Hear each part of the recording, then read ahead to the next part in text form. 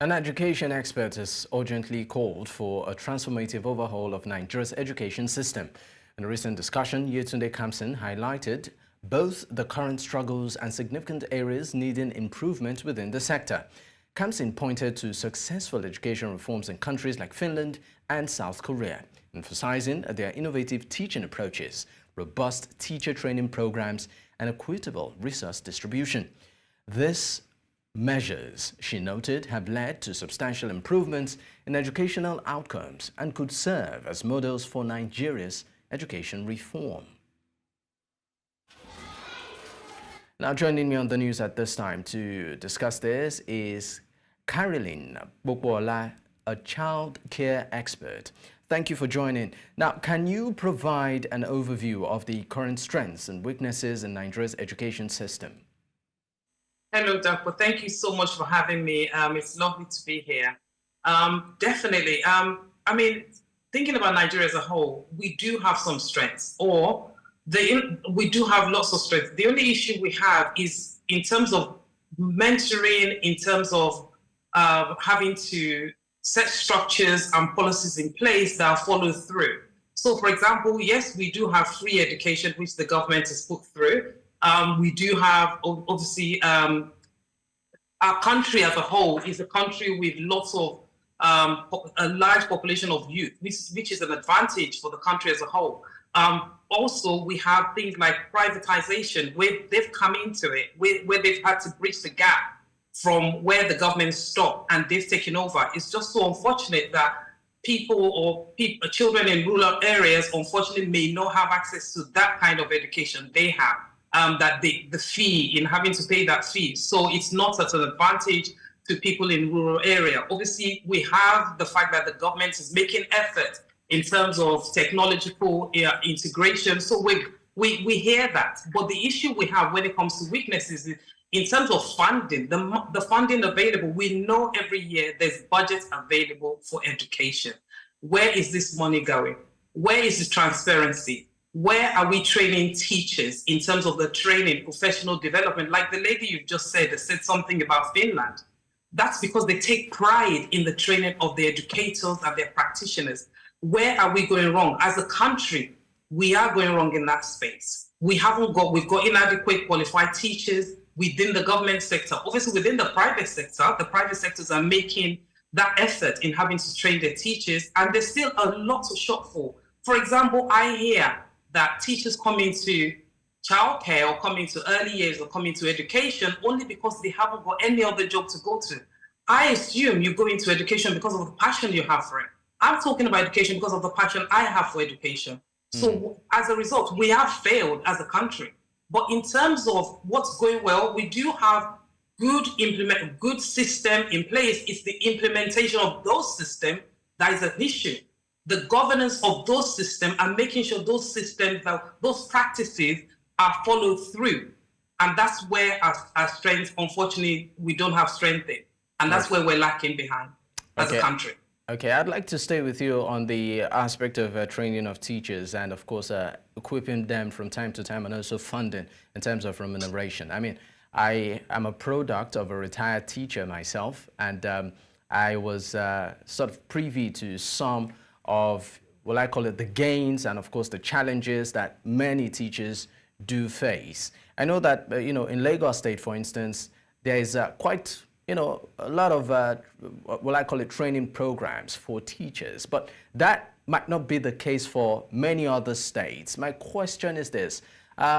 Why do you think there seems to be, when it comes to prioritizing education, there seems to be some sort of gap? You don't seem to see that balance across states. And also in terms of remuneration for teachers. Some, after they're done with service, don't get their gratuity, don't get their pension. Even while still in service, they are owed for months. It seems like many of the state governors don't really prioritize teachers. Why is that?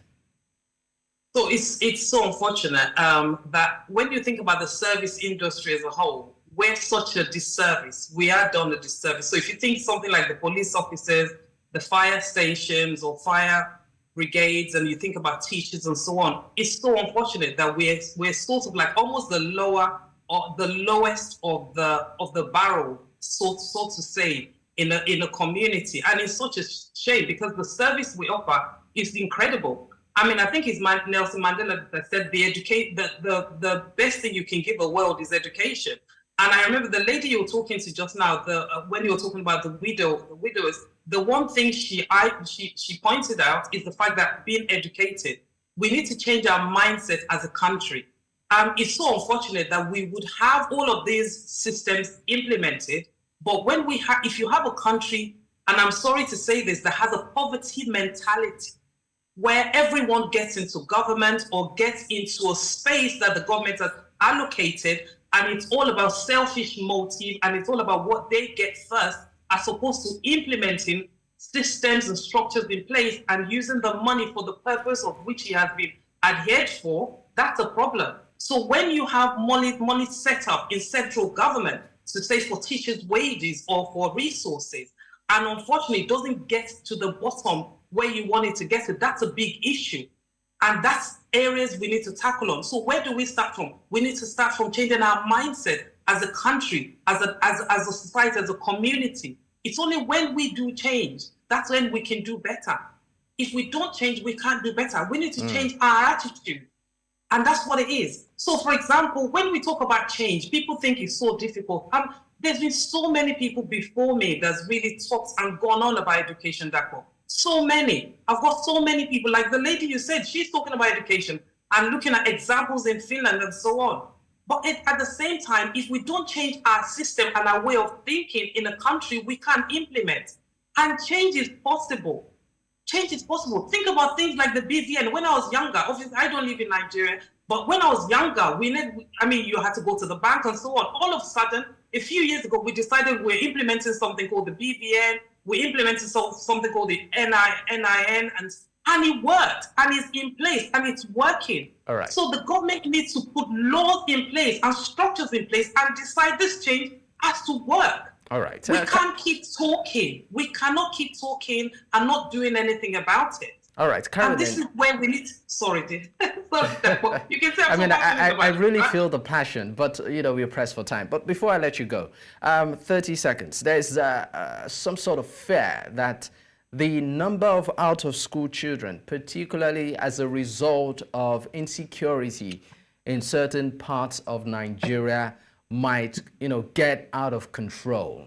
I mean, we know that in many states within the northern region, as a result of activities of the Boko Haram and other terrorist groups, bandits and what have not, many children have been denied the privilege of a decent education. I would like you to talk on that and maybe give advice, if at all, on a way out or forward, in 30 seconds.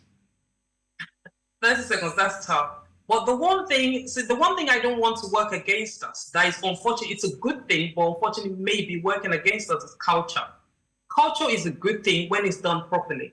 In every area, you can see what they're doing in Lagos will be different from what they're doing in the northern parts of Nigeria and so on. How can a government implement a centralized structure or system that would help every young person in Nigeria? So, for example, where you have obviously discrepancies when it comes to culture, you have discrepancies when it comes to gender, where girls get married off earlier, boys are meant to go to school longer, all of those things. We need to have a central system, a central policy that would work. We don't want our culture to work against us. And how do we get community leaders involved in, and parents and so on, involved in the education? We need to get them educated, get them involved, rather than having them frown at formal education. This is what happens. If we get them involved, we need to get all of us get our hands dirty and get everyone to the table to talk and say, what is the way forward? But we can't just leave it to government. We need to get community leaders involved.